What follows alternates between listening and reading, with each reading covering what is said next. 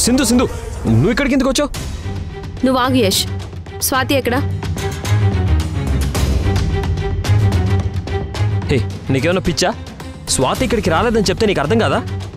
పిచ్చి నాకు కాదు యష్, నీకు. మీ వదిన పిచ్చి పట్టుకుంది నీకు.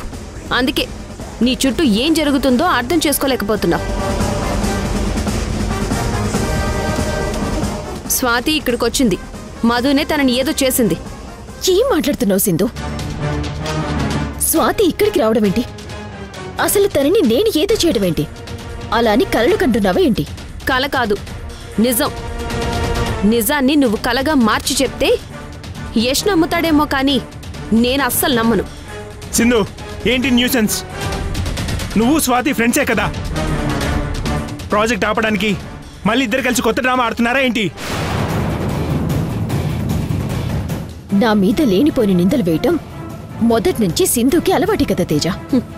అబ్బబ్బబ్బబ్బబ్బా, ఏ నటిస్తున్నావే మధు?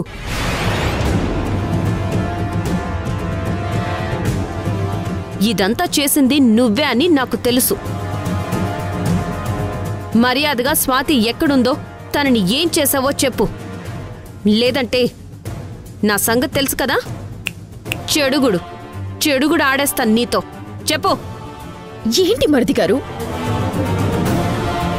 సింధు నోటికొచ్చినట్టు మాట్లాడుతుంటే తనని మీరేమి అనరేంటి? సింధు, ఇప్పటికే చాలా ఎక్కువైంది. చాలు. కావాలని మా వదినతో గొడవ పెట్టుకోవడానికి వచ్చావా ఏంటి? నేనేం గొడవ కోసం రాలేదు యష్, స్వాతి కోసం వచ్చాను. అరే, స్వాతి గురించి తెలియదంటే వినవేంటి? స్వాతిని ఎలా కనిపెట్టాలో నాకు తెలుసు. ఇంతకీ అత్తయ్య ఎక్కడున్నారు?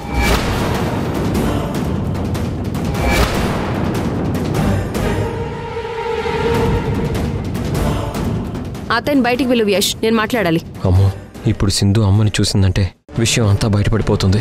అప్పుడు నేను చేసిన ఛాలెంజ్లో ఓడిపోతాను. అందరం కలిసి ఉండలేం. కాబట్టి అమ్మ బాగానే ఉందని తనకు చెప్పాలి.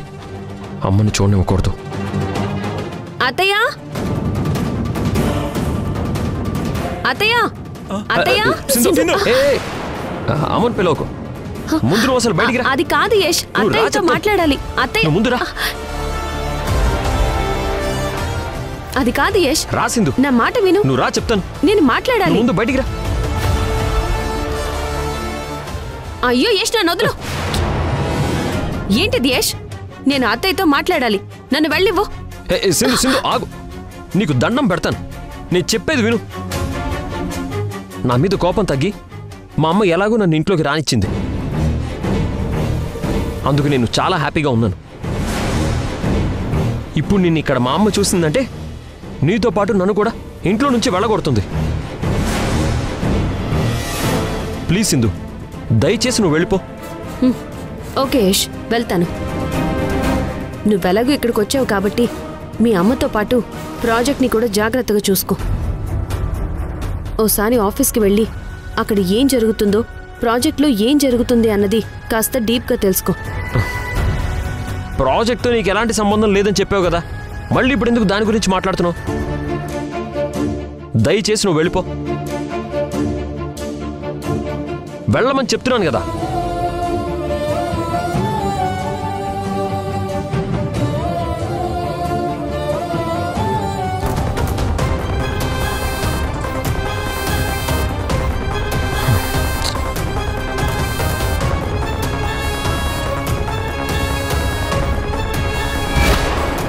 తేజ రా.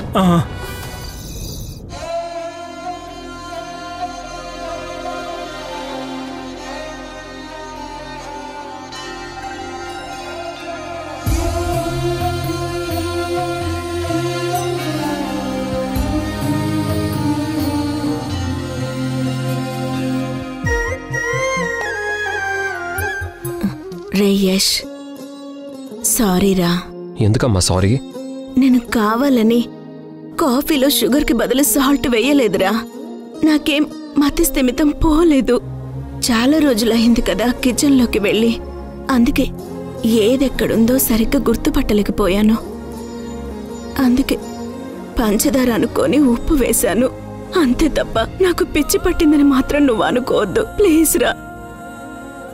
అమ్మా, ఏంటమ్మా ఇది? ఏంటిది చిన్నపిల్లల? పొరపాట్లు అనేవి అందరం చేస్తాం. దానికే ఏదో అయిపోయిందనుకుంటే ఎలా చెప్పు? నువ్వు బాధపడకమ్మా, నీకేం కాలేదని నాకు తెలుసు. నువ్వు అనవసరంగా ప్రతి చిన్న విషయానికి ఎక్కువగా ఆలోచించి నీ హెల్త్ పాడు చేసుకోకు. నేను వచ్చాను కదా, ఇంకన్నీ నేను చూసుకుంటాను. యష్, మనం ఇక్కడ ఉండొద్దురా. ఏమ్మా? ఆ దుర్మార్గురాలు అదేరా మీ వదిన. మీ అన్నయ్యను మాయ చేసినట్టే నిన్ను కూడా ఏదో ఒకటి చేసి నాకు పిచ్చున్నట్టుగా నమ్మిస్తుందేమోనని నాకు భయంగా ఉందిరా. యష్, మనం మీ నాన్న దగ్గరికి వెళ్ళిపోదాం.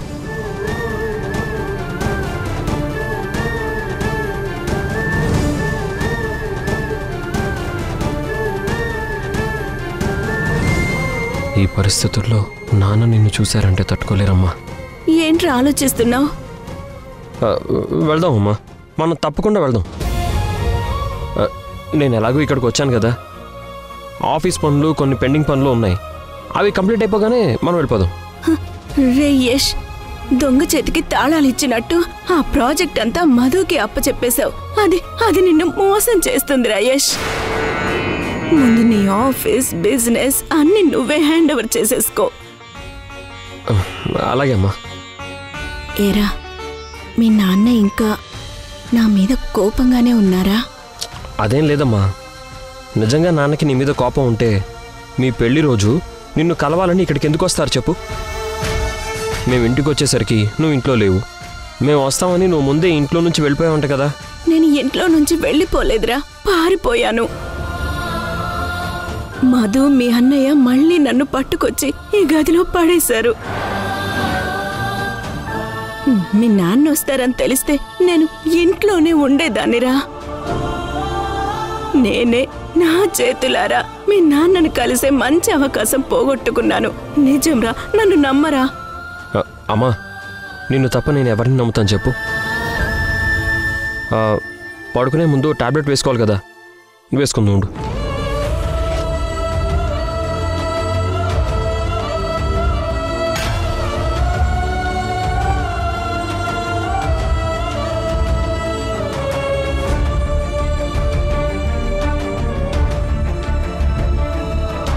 నువ్వు ఎక్కువ ఆలోచించకుండా పడుకో అమ్మా, పడుకో.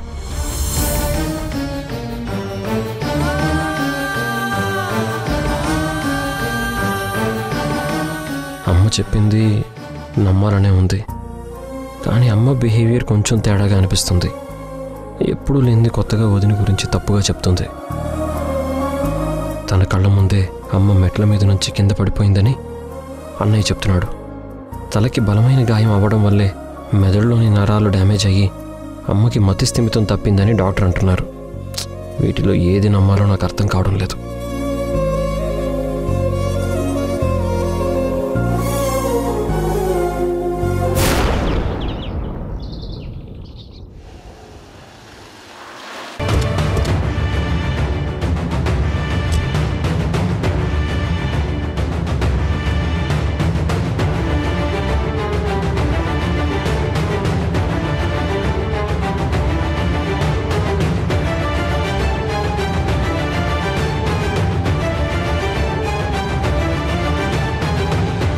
లోపలికి వెళ్ళి అంగుళం కూడా వదలకుండా మొత్తం వెతకండి. మూవ్.